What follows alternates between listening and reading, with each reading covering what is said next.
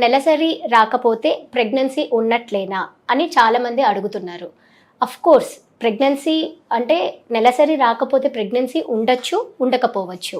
So దీన్ని మనం ఎలా తెలుసుకోవాలి అని అంటే ఫస్ట్ మనము యూరిన్ ప్రెగ్నెన్సీ టెస్ట్ చేసుకోవాలి. అది ఎలా అంటే అట్లీస్ట్ యూరిన్ ప్రెగ్నెన్సీ టెస్ట్ చేసుకోవాలి అంటే మన డేట్కి ఒక 5 వారాల తర్వాత ప్రెగ్నెన్సీ టెస్ట్ పొద్దున్నే ఫస్ట్ యూరిన్ శాంపుల్ కలెక్ట్ చేసుకొని చేస్తే పాజిటివ్ వచ్చిందా, 2 లైన్స్ వచ్చాయా లేదా అనేది మనకు తెలుస్తుంది.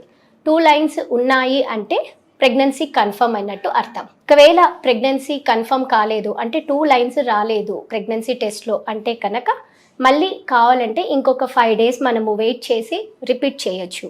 లేదు మనకి ఇంకా తొందరగా తెలుసుకోవాలి అని అనుకుంటే కనుక కొంచెంమంది యాంగ్షియస్గా ఉన్నారు అని అంటే వాళ్ళు డాక్టర్ దగ్గరికి వెళ్ళి కొన్ని బ్లడ్ టెస్ట్ చేసుకుంటే, స్కాన్ చేసుకుంటే తెలిసే విధం ఉంటుంది. సో మనము ప్రెగ్నెన్సీ ఉందా లేదా అంటే ఫస్ట్ చాయిస్ వచ్చేసి యూరిన్ ప్రెగ్నెన్సీ టెస్ట్ అని కనుక్కోవాలి.